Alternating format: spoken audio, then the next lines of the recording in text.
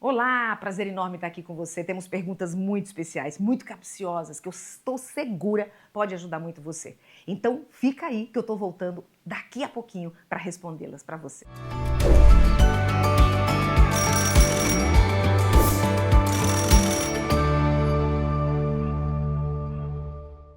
Bem-vindos ao Alô Dilene. Essa quinta-feira, 6h45, a gente está junto. Você pergunta, eu respondo e assim as dúvidas são sanadas por aqui no Alô Dilene, um programa das quintas-feiras. Se você quer fazer sua pergunta, você faz lá no Instagram e eu trago para cá toda quinta-feira previamente para que você possa compreender melhor como ter uma vida mais tranquila, mais segura, viver melhor com os seus relacionamentos, tá bom? Vamos para a nossa primeira pergunta de hoje. O que você faria se tivesse sonhado com um anjo dizendo para você abrir o seu consultório mesmo sem residência médica?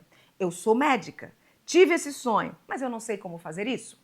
Olha só, sonhos nem sempre são revelações divinas. Às vezes a gente tem um desejo tão profundo no coração, ele fica armazenado no nosso inconsciente e os sonhos, que são processos de organização de memórias, restabelecimento de energias e mais uma série de coisas, eles vão ali nos trazendo muitas vezes informações que estão lá no nosso inconsciente, misturadas com realidade, misturadas com outras questões que a gente tem por lá. Então, eu gostaria de deixar claro que nem sempre os sonhos são a voz de Deus falando ao nosso ouvido. Agora, se você tem o desejo de abrir um consultório como médica, já tem o seu CRM, o seu registro no Conselho Regional de Medicina daí da sua localidade, não creio haver nenhuma dificuldade para você fazer isso. Embora a residência é só uma especialização. O médico, quando se forma, ele é um médico generalista, né? Ele pode trabalhar as doenças de uma forma geral. Então você pode abrir dessa forma até que você se especialize e você faça a sua residência específica em uma área e você possa se tornar um médico especialista. Tá? Então, é possível sim você abrir o consultório. Ou você trabalhar numa clínica já aberta de alguém para que os custos sejam diminuídos nesse processo inicial. Combinado? Muito bem, vamos para a nossa segunda pergunta de hoje. Como lidar com o divórcio? Eu não queria. Lidar com o divórcio que você não desejou acontecer é lidar com uma realidade indesejável. Se o divórcio já aconteceu, ou está prestes a acontecer, ou é desejo do outro que aconteça, essa é a realidade. Eu gosto de dizer nas minhas falas que é melhor aceitar para doer menos, não é verdade? Eu até brinco dizendo, aceita que dói menos. Pode parecer uma frase agressiva, mas é uma frase realista.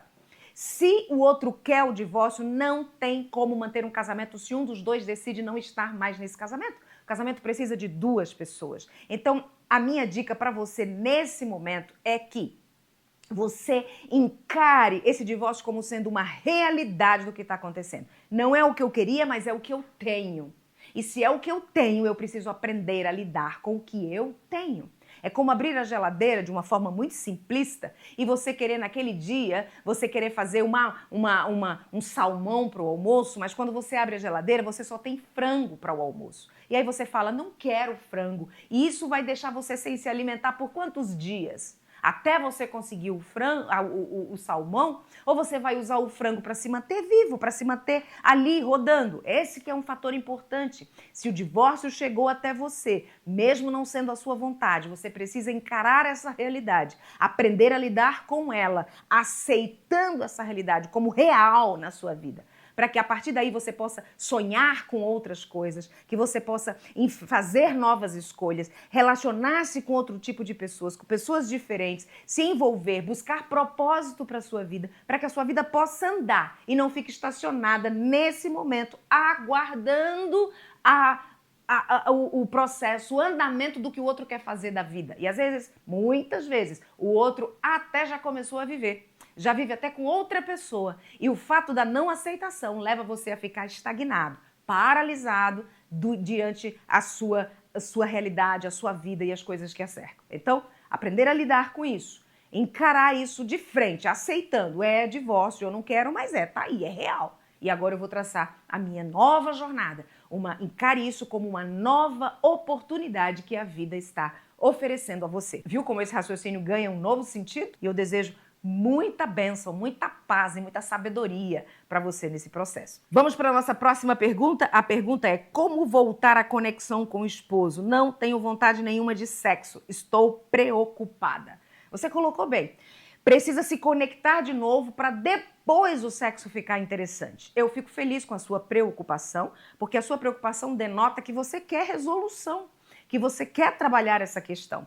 A dificuldade do desejo sexual, ele vem pela desconexão com o parceiro. Houve um afastamento ao longo da jornada de vocês. Pode ser um afastamento por conta do estresse, pode ser um afastamento por conta da quantidade de multiplicidade de atividades, né? Pode ser um afastamento por conta de que cada um está envolvido no seu trabalho e não se encontram mais. Pode ser porque criaram os filhos ou estão criando os filhos, investindo nesses filhos, correndo atrás para dar o melhor para os filhos e esqueceram do casamento. A conexão, ela parte de um processo de intimidade. Construção da intimidade. Intimidade é um espaço que você encontra, um espaço não físico, um espaço emocional que você desbrava, encontra dentro da relação, onde é possível abrir o coração e compartilhar as experiências da vida. Troca de ideias, troca de sentimentos, falar sobre o que vai dentro da alma. Eu criei uma regra de 3 para facilitar esse processo, que é 20 minutinhos por dia, 20 minutinhos de qualidade. Eu gosto de dizer que antes de dormir, deita, olha para o outro e fala: amor, me conta do seu dia. Quais foram os pontos fortes do seu dia? Quais foram os pontos mais dolorosos do dia de hoje? Deixa o outro falar e depois você fala os seus. Oram juntos, isso todos os dias, em torno de 20 minutos é mais do que suficiente para esse bate-papo informal, tranquilo, mas que vai provocando uma aproximação. Depois disso, 2 horas por semana, aí um período um pouquinho maior, assistir um filme, conversar sobre, cozinhar juntos, ir para a academia, fazer uma atividade física juntos. Pode ser que os dois estejam dispostos a ir a um shopping, a uma praia, dar uma fugidinha ali de 2 horas, uma caminhadinha, algo que os dois possam fazer sozinhos, sem as crianças, sem os filhos, sem interferência. 2 horas por semana, um período um pouco maior, para a conexão poder ser estabelecida com mais tranquilidade. E 2 finais de semana por ano. 2 finais de semana é o mínimo, mas já é muito satisfatório. Se durante o ano, 2 finais de semana, você se desloca da sua realidade, vai para uma chácara, para um sítio, para um hotel, para uma viagem, só os dois, e lá vocês podem viver num ambiente diferente, encontrar pessoas diferentes, se alimentar de comidas diferentes. Isso dá uma repaginada na relação, isso traz de novo todo um processo de conexão para esse casamento. Então, quer reconectar? 20 minutos por dia, 2 horas por semana, 2 finais de semana por ano. Faz isso com exclusividade e intencionalidade que vai funcionar. Eu tenho segurança que vai funcionar. Vamos para a nossa próxima pergunta. Dilene, as pessoas querem fazer uma amizade sincera e fazer questão de estar perto dos amigos. É querer chamar atenção ou é uma carência emocional? Se a amizade é sincera, a amizade faz parte do ser humano. Todos nós gostamos, queremos e precisamos nos relacionar. Até quem acredita que não precisa se relacionar, precisa também. Somos seres humanos sociais. Então a socialização, o relacionamento faz parte do bom desenvolvimento psíquico, de um bom desenvolvimento emocional nosso. Então, estar com a galera, estar junto das pessoas, trocar ideias, conversar, sim, é fundamental, é importante e não se configura carência emocional. Carência emocional tem características muito específicas. Quando eu perco a minha autonomia e vivo completamente para o outro, fazendo tudo como o outro quer, dizendo só o que o outro gosta de ouvir, agindo da forma como o outro prefere, e eu perco a minha autonomia, eu perco a minha identidade e eu fico lá dizendo no linguagem popular, babando o outro, fazendo tudo que o outro quer, como se eu fosse uma extensão do outro. Tanto que eu me perco de mim mesmo já não sabendo quem eu sou, porque eu vivo para o outro e não presto atenção às minhas necessidades, às minhas demandas emocionais e às minhas questões. Aliás, as minhas demandas emocionais passam a ser as demandas emocionais do outro. As minhas necessidades passam a ser o que o outro está sentindo. Os meus sonhos passam a ser os sonhos do outro. E eu vivo em função do outro. Isso é uma característica da carência emocional. Mas querer conviver, querer estar junto, sair, conversar, passear, estar entre amigos, isso é algo necessário, importante, faz parte da vida e das construções psíquicas de saúde mental. São importantes sim, tá bom? Eu espero que você tenha compreendido a diferença disso aí. Bom, a última pergunta, ela é grande, viu, gente? Diz assim, olha, eu tenho 10 anos de casada, meu esposo nunca foi de participar de tarefas domésticas, mas eu trabalho fora, sempre precisei fazer tudo. Ele não cobra, mas também não faz. Não se importa com limpeza, com organização. Hoje em dia, o máximo que ele faz é lavar uma louça, quando praticamente eu imploro. Ele foi criado pela avó e a avó fazia tudo. Entendo isso, mas eu estou me sentindo muito sobrecarregada. Hoje temos um filho com 3 anos, a situação está muito difícil ainda. Já tentei conversar várias vezes e não resolve. Preciso de ajuda, pois às vezes vem alguns pensamentos muito negativos, inclusive de separação. Mas tento sempre desviar deles e focar nas qualidades dele. Mesmo assim é desgastante para que eu possa fazer tudo ou pedir a ele o básico.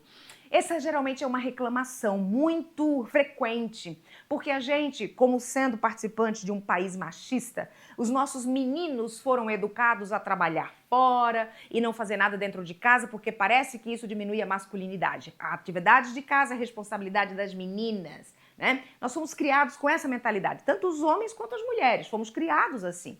O que depois que a gente cresce acaba trazendo problemas e dificuldades na harmonia familiar, porque as mulheres muitas vezes estão sobrecarregadas com a casa, com o trabalho fora da casa e também com filhos, enquanto os maridos às vezes trabalham muito, mas só fora de casa. Quando voltam querem o descanso, esquecendo de que suas companheiras trabalharam dentro, trabalharam fora, estão sobrecarregadas e uma ajuda não seria demais.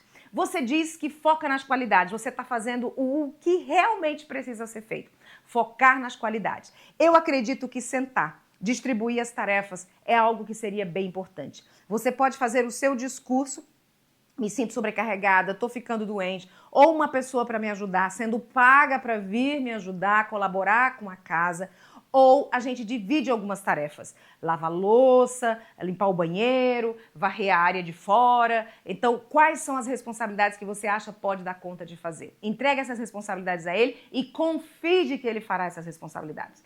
Porque às vezes a mulher entrega, mas tem que ser no tempo dela. Ela pede ajuda ao marido, mas tem que ser como ela quer. E isso acaba atrapalhando. A gente precisa entender que o outro não somos nós. Então, ao pedir algo para o outro vai fazer no tempo e do jeito que ele faz. Nem sempre agrada a você.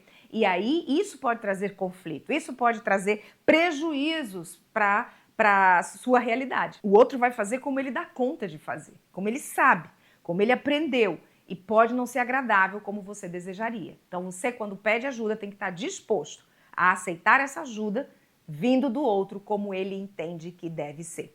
Compreendido? Gente, foi uma alegria estar com vocês no Alô Adilene. O Alô Adilene é um programa de perguntas e respostas. Você pergunta, sem identificação, é preservada a sua identidade e toda quinta-feira eu venho pra cá pra responder você. Faz a sua pergunta lá no Instagram, tá bom? E aí ela vai para uma planilha, eu organizo isso e trago toda quinta-feira aqui pra você.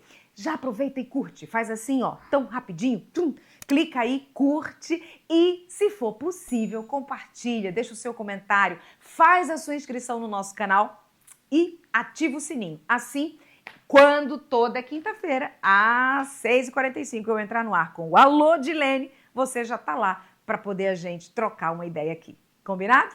Um abraço e até o próximo.